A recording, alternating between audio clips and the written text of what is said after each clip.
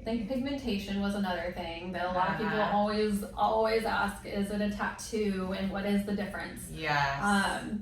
There are a few differences, you know, there's similarities, of course. It's paramedical tattooing. It's a lot different training, different technique. So again, like I talked about, you'll find a lot of tattoo artists don't tattoo scar tissue because it is a completely different technique. It's a different pen I use, it's different cartridges or needles.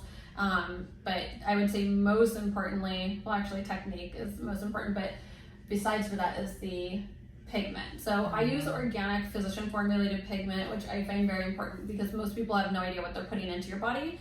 They order stuff online and don't understand the ingredient component of it.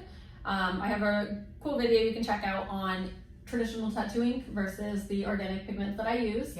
I could only vouch for the stuff that I use here, but traditional inks have metals in them, so you're not supposed to do like MRIs for 6 months, you know. There could be a higher reaction rate, you know, and it works good for tattooing because you want this really harsh, like defined look.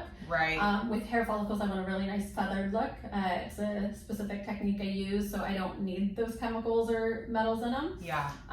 The metals, a lot of times the particles in them separate with UV exposure. So what you'll notice on old tattoos is they have this bluish green hue, which is really common. So and they tend to kind of bleed out. They can, they can like blow out the ink a little bit because it's in a deeper layer of the dermis. So the deeper you go, it kind of bleeds a little bit. So obviously I'm going a lot more shallow than a traditional tattoo.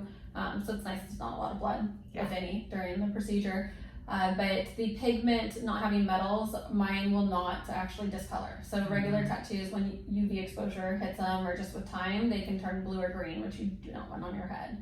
So that's very important, you know, and I have the video where I actually put some rubbing alcohol in it and it separates the compound components of it, so you can see the difference of pigments. Because I think, honestly, anything you put in your face, head, make sure that you know what you're putting in your body because it is permanent.